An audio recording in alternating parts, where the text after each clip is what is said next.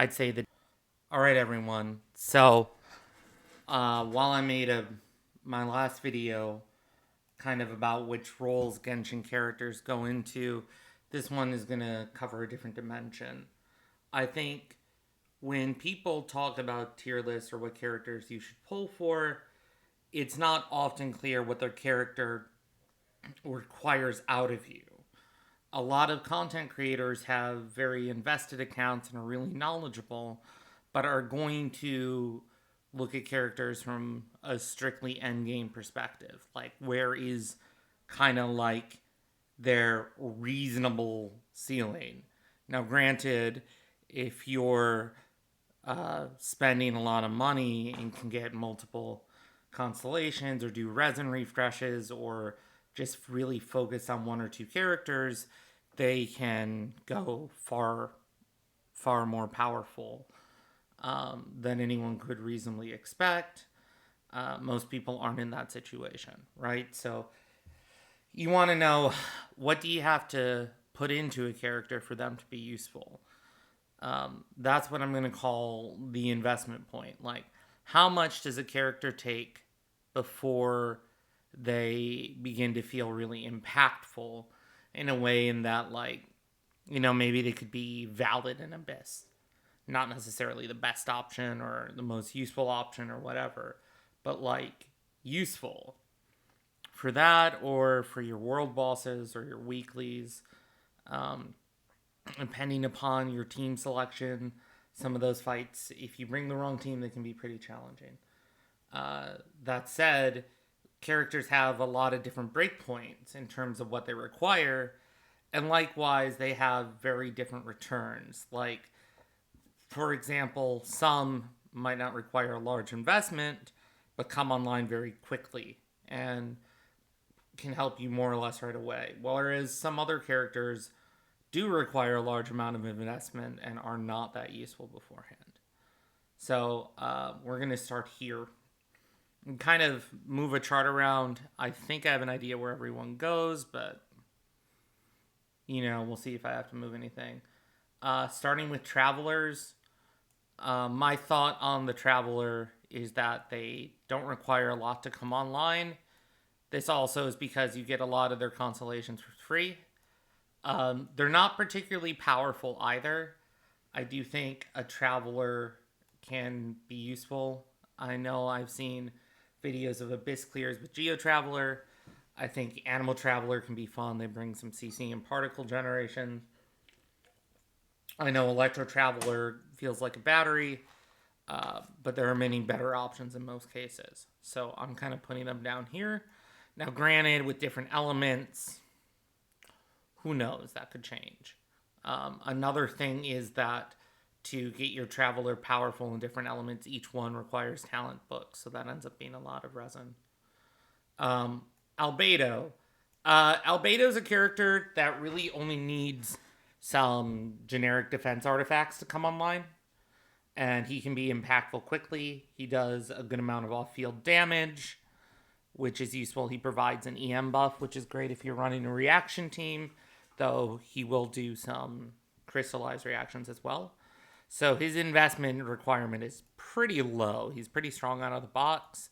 His Cinnabar Spindle was free during an event. And his power level is pretty good. As you gear him up, he's quite an impactful team member. He's extremely flexible. So I think Albedo's quite strong. Amber, I know most people think she's like bottom tier. I don't think so. There's specific builds where she could support Hu Tao. She's good at shield breaks. The thing is, I think for her to really feel good, you need constellations. And like Elegy at the end is also really good on her as well, which is a limited 5-star weapon. So that's kind of like very high investment category. That said, her use is pretty specialized and there's other options. So she's somewhere around here, right? Not to say Amber's invalid, but it would take a lot. Ayaka is one of the stronger DPS in the game. I think you probably want her weapon, but I know the free-to-play weapon's good. You need a Blizzard Strayer set. You don't need Constellations. You need more crit damage than crit, so her investment requirement, largely because you're going to run her in a freeze team with dual cryo, is pretty low, and her power is quite high, right? I think Ayaka is very powerful. Now, she's not the highest damage numbers possible, but very, very good DPS character, extremely popular, extremely formidable. Barbara requires no constellations. She can use Thrilling Tales, which is a 3-star weapon. Maiden or Clam set. Some HP. Doesn't require any other stats other than health. Maybe some ER, but even then it's not that matter. So her investment is very, very low. Her return is decent. I think that Barbara's very useful at low ARs and can spot fill, say, against a pyro hypostasis. But in general, her power level is pretty low. I'd put her down here. Beto. Beto can be quite powerful. People really like her, but she requires Constellation 2. She requires a good amount of energy recharge. And since her reactions are that impactful, she also needs crit rate, crit damage. So she's actually a pretty high investment character. And I think her power is about here. Now, in certain taser comps, she can be really, really strong. Moving on, because this is going to be easier than the other list. Bennett requires a weapon with as much attack as you can get. Mine's had a Festering Desire for a year. It's good. C1 is pretty much the only constellation he requires. The others are luxuries, and you need like a Noblesse set with some health on it. So pretty damn low investment. That said, he greatly benefits almost every team. His power is extraordinarily high. Bennett among the best supports in the game. So this is put in a little, get a ton out. Incredibly useful. Chongyun. I think his benefit is his utility. I know his damage scales well, right? But the cryo infusion is very situationally powerful. I don't think the constellations are that impactful.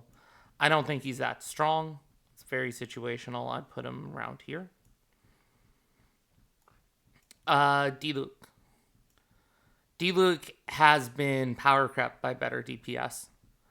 That said, he can still be strong. He's especially strong early game. And the reason that is one, he plays well with Bennett and Xingqiu. 2, plays well with any Animo support, like Venti's fine. 3, the only stats you care about are crit and crit damage. You don't need constellations. You don't need an especially great weapon. The prototype Archaic is fine. I'm using the Serpent Spine. So his investment's pretty low. And like his power is reasonable, right? Lower than Ayaka, I think. Somewhere here. So you can get a lot out of him early on. He's just going to be crept later. Diona, like Bennett, also a heal and shield. She's a healer and a shielder. Because of how her scaling works, she needs more investment than he does to feel good. Constellation 1's very impactful. Constellation 6 is really nice. But give your Diona some items, she'll be great. I guess like the thing about Diona is she's going to require sac bow. Sacrificial bow is nice, so her weapon choices are a little more limited. She's a good user of Elegy if for some reason you have that and don't put it on Venti or Amber. So she requires more investment. That said, I think Diona is very powerful. She's not good in every team. But for example, when I run a Diona with my Ganyu team, she's absolutely core and necessary. Okay, Fischl. Again, she requires crit and crit damage. She does all field DPS. Her energy recharge doesn't really matter. So she's probably around here. Now, granted, Constellation 6 Fischl is more over here. Like, her C6 spike is huge. and she becomes much more powerful, but C6 is a large investment. Ganyu, she scales really well. Her ratios are crazy. You do want to invest in a Ganyu if you have one. I think she still, though, is valid at lower investment. Her cryo application is nuts. Her damage is eventually nuts. So I'd say because she's has melt options, she needs more gear, I guess, than Ayaka. But she's very, very strong. I think Ganyu's an incredibly strong unit. And she can dish out tons of damage. Hu Tao. Actually, I have to lower Ganyu down here just because how I feel about Hu Tao. Hu Tao definitely requires investment. Not only does she require special supports, she needs crit, probably crit damage. She also can use HP very well. She can use elemental mastery very well, right? Because you're probably running her with Xingqiu. She also needs a pretty specific team to support her. She needs a strong shield. She almost always has Xingqiu with her, right? So, and her Constellation one's very impactful, at least to me. It made a huge difference. So I think she requires a good amount of investment. That said, her damage is completely busted. I think Hu Tao's power is extremely high. The reason, though, I didn't put her in double S tier is because DPS characters can be interchanged, and she has a lot of requirements to meet. If you meet all the requirements Hu Tao needs, she's insane. Jean needs some attack, energy recharge, no constellations, good to go.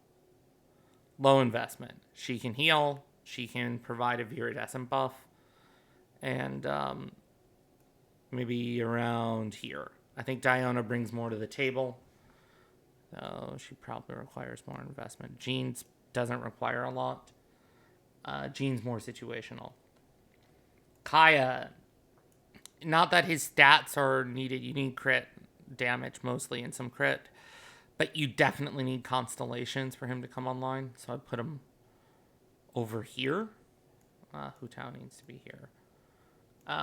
Thing about Kaya is that he does great cryo application and good damage. So I think C6, he becomes pretty strong, but you need a lot to make him good. Kaching. I love this character. So doing this hurts me. You really just need crit and crit damage. She has tons of energy. Doesn't need anything else. Downside is she kind of sucks. Like, she just doesn't do enough damage. And that makes me sad. It really does. Klee is in the same boat. Klee crit damage. Doesn't do a lot of damage, though. She's down here and... Come on, Kaching, get in front of...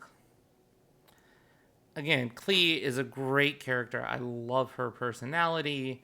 I think she's awesome, but for what you put in combination with how difficult she is to play. Lisa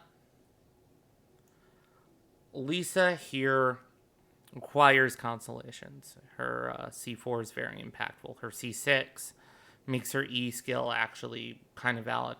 Her constellations are super impactful.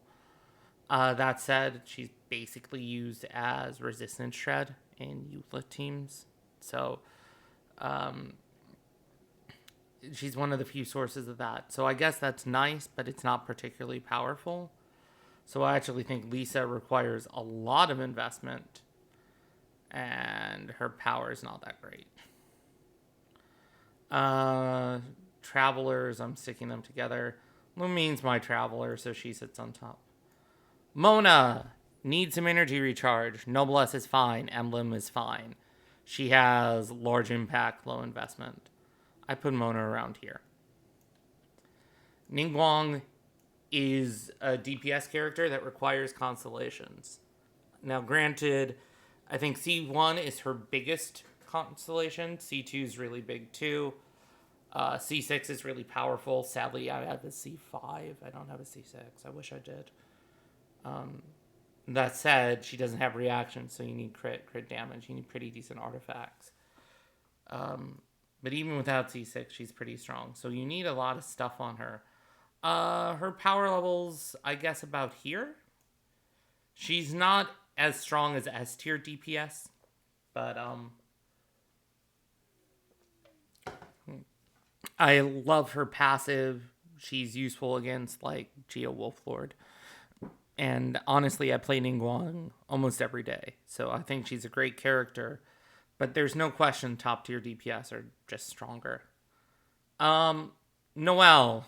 Noelle is basically not a unit till Constellation 6. And then you need the Hush set. And then you need defense and crit damage. Right? If you do all that and like get her an excellent weapon, she's really strong. So Noelle needs a ton of investment. And she's quite powerful. Chi-Chi here.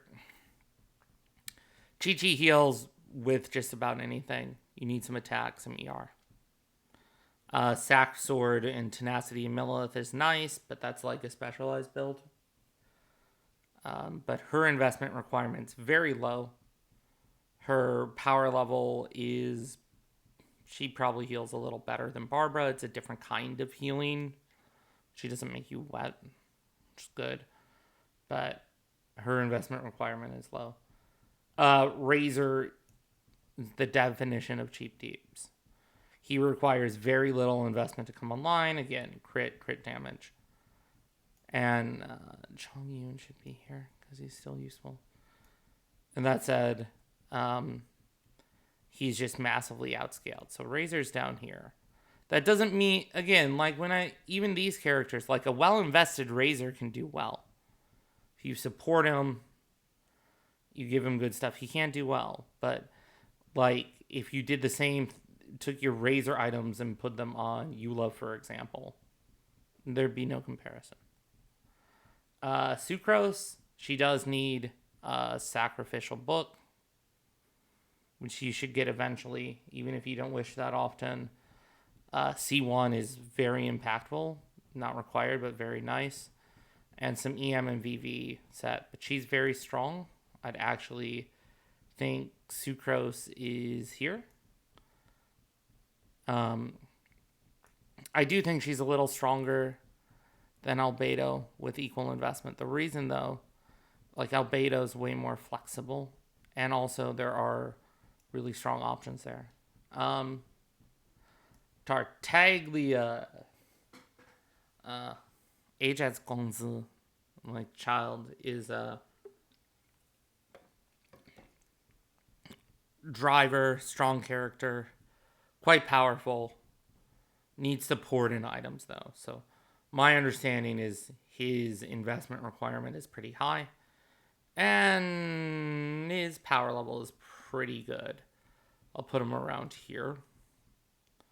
About Venti doesn't require investment.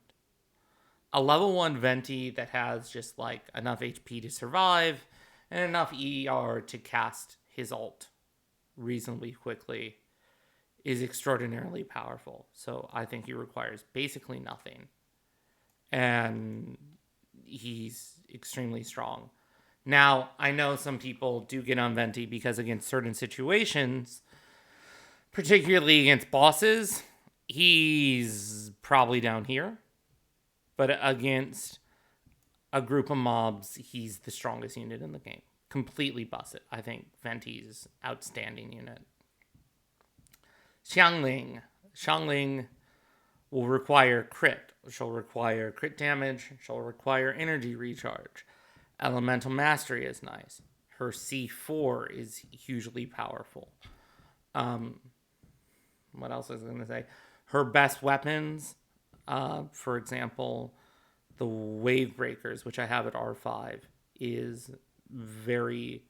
has no crit damage. So to really get your Xiangling to come online, it takes a lot of investment. That said, Xiangling's power level is extremely high. Her off-field pyro damage is nuts. I don't feel she required as much as Hu Tao, but her power level is really strong. Xiao. Xiao here needs a babysitter, right? He needs a shielder. He needs a healer. You typically run him with Jean and Zhongli. And the last spot is kind of a flex. That said, he is pretty good. I don't think he's Hu Tao good. He doesn't have access to reaction, so maybe he's around this level. Xiao is also had a rough time in Abyss recently, but not this particular one. Xingqiu. Xingqiu here to me, he doesn't require constellations, though they are very good. It's more like he scales on constellations. And again, like Xingqiu doesn't require great gear. He just needs enough ER, which you can get with a sack sword and some, I guess, like an ER Sands or some energy recharge subset. So his investment requires pretty low. That said, his hydro application is through the roof. Just to know that if you do build Xingqiu, he scales really, really well, whereas some of these other units won't. Right? Xinyan. I have a C6 Xinyan. I never use her. Maybe I don't understand the character. I don't know. I like the character design. I know she has situational, but I feel like I always have a better option. So I think she's pretty weak. And I put a lot into her. So I actually think she's like over here. Even when invested, she doesn't really feel that great. Moving on. Zhongli. Zhongli honestly only requires health. You can build other stats on him. Like crit damage on Zhongli is great. But mostly you stack HP. You can give him a black tassel, and he's already among the best units in the game. So he doesn't require that much, and he's outstanding. So Zhongli, he needs a little more work than Venti. Maybe a little less. He's up here. Unit is completely busted. Also, on just about every tier list, you see Bennett, Xingqiu, Zhongli, S tier. Yeah, they're basically irreplaceable units. Really outstanding. Rosaria requires C2, requires some crit damage, does really good cryo application. I would think of her, she and Albedo are very similar, different elements and different processes, of course, but they have similar requirements and similar power. Like with Constellation, she'd become pretty good. Eula, like a lot of the other DPS, she does cryo helps her. Her element helps her, but she requires really good artifacts. She requires superconduct, a healer, and a shielder. So you might run her. You typically run her with like Shogun and then Chi-Chi or Diona and some animal unit, probably Kazuha. So she has a lot of requirements to fulfill. Her constellations are insane. Like C6 Eula might be the strongest DPS in the game, but most of us don't spend that much. So I think her investment requirement is quite high.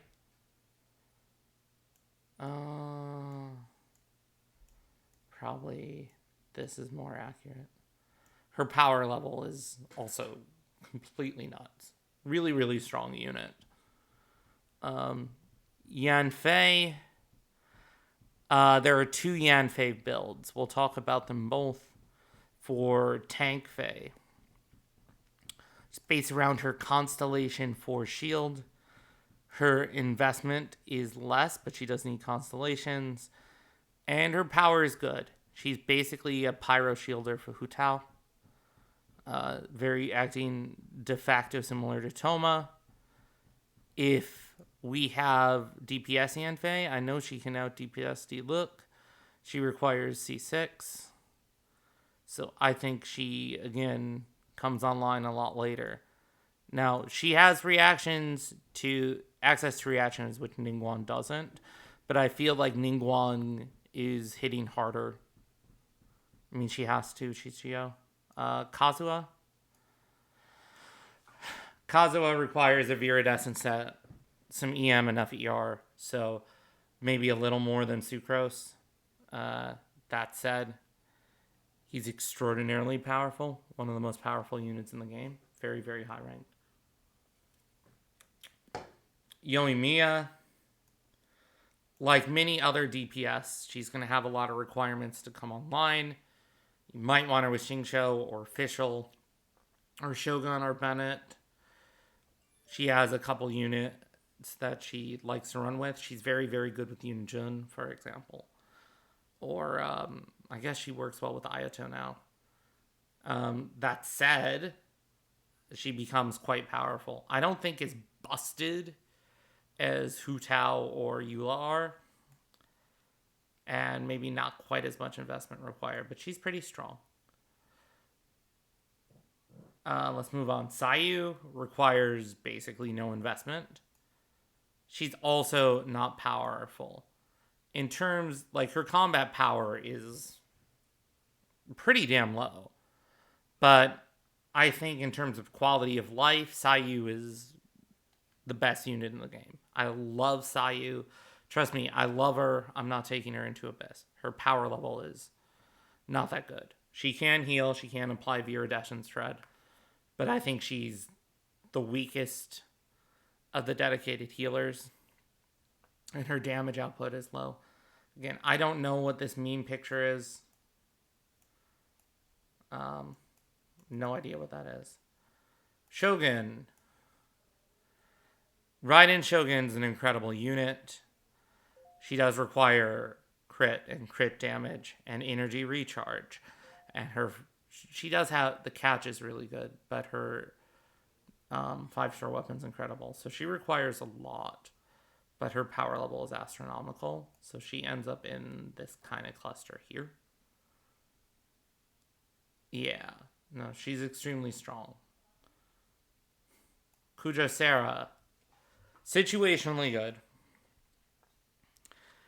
Like, before C2, I think she's unplayable. C2 can be good. C6, situationally good. She does need a nice weapon, so putting her over here. Her job is basically to get C6 and buff Raiden Hyper Carry. That's all she can do, really.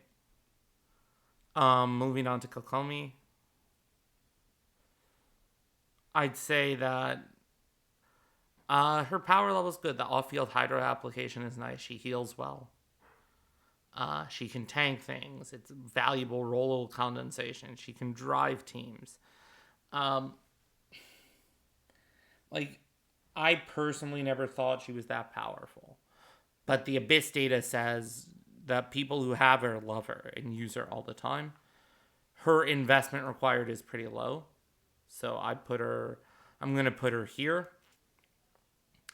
The thing is she fits into a lot of teams and enables a lot of teams. But that's like due to the combination of off-field Hydro, which is rare. Then you combine that with healing and you can consolidate your roles. Right, that's her advantage. Aloy, I think her kit is awkward. I think her E skill, the bombs are not very good. She doesn't have Constellation, so you can't really invest. My perspective is she's like a slightly worse Chongyun. That doesn't mean that she won't get good later. Maybe she'll get Constellations. Who knows?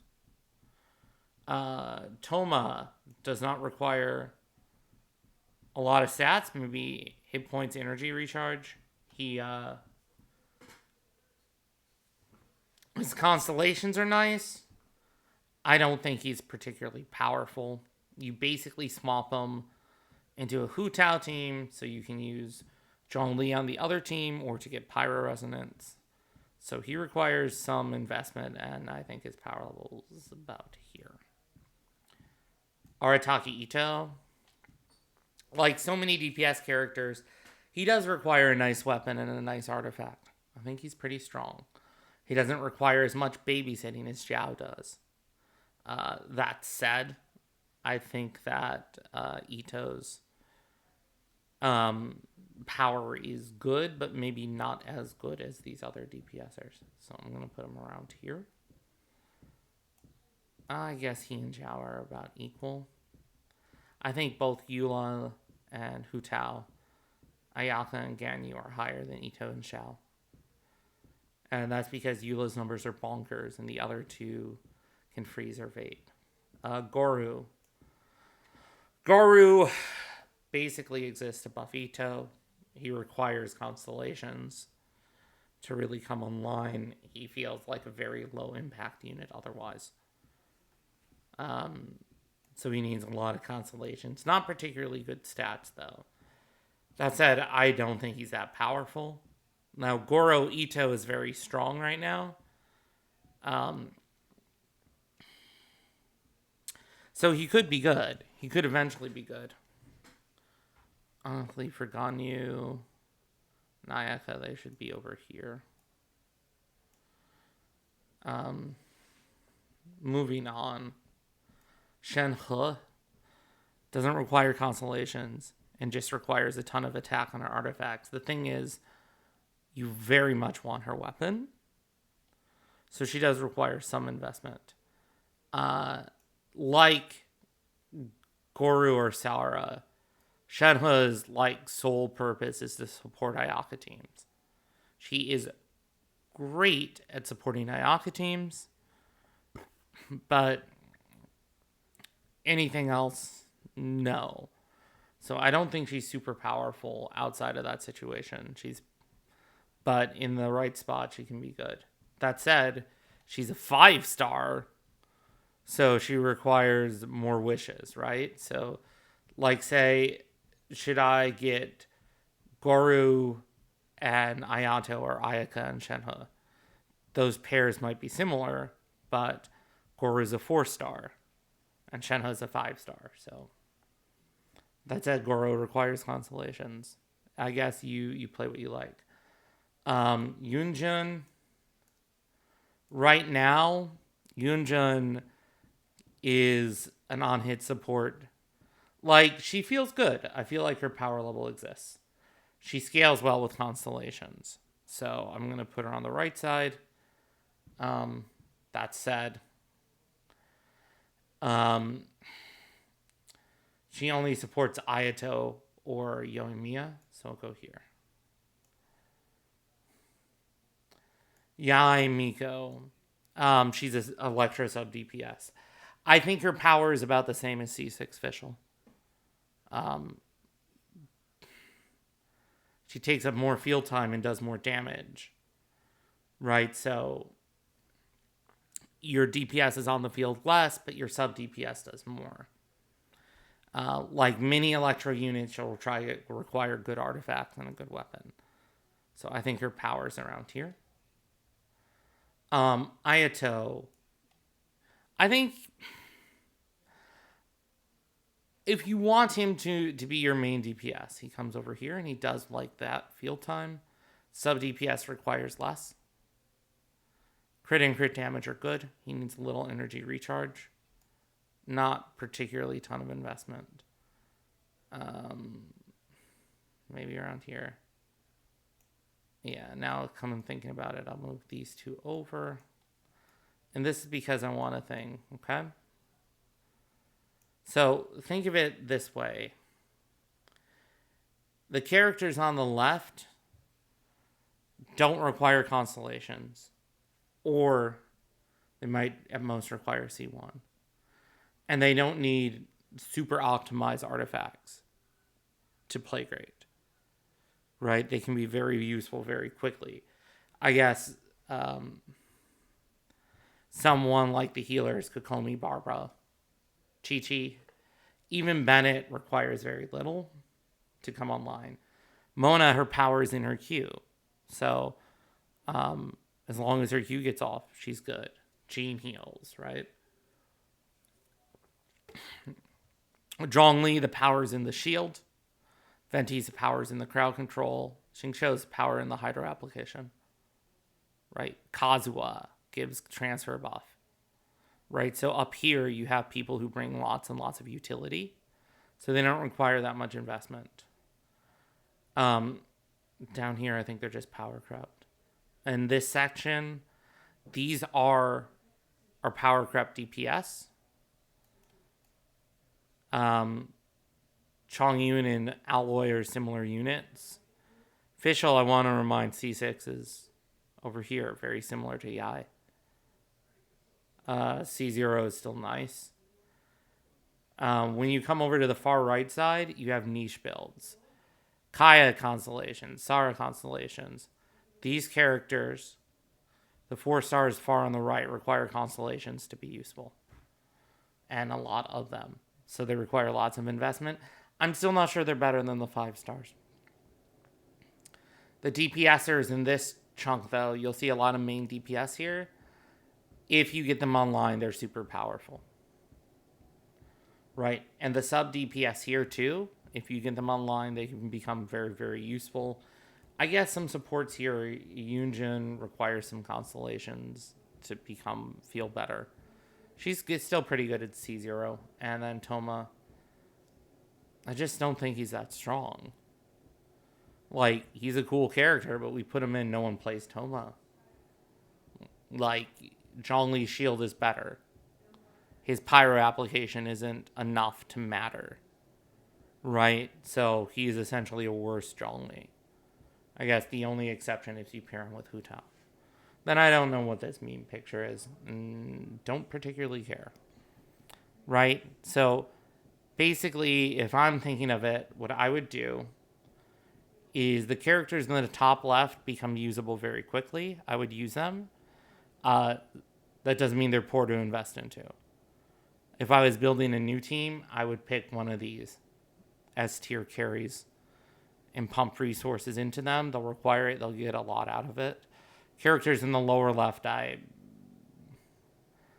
basically wouldn't build except Sayu. And that's because her quality of life is insane.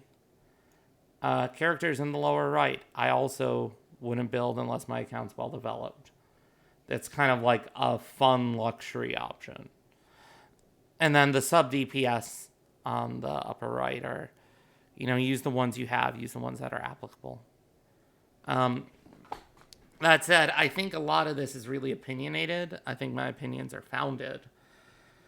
But that doesn't mean that there aren't other opinions out there, right? I'm sure there are. I'm sure people might disagree. That's fine. But I'm just hoping this investment to power kind of ratio is helpful to some people. I hope it helps you out. To anyone who watched, thanks for watching. Much appreciated. And I'll see you all soon.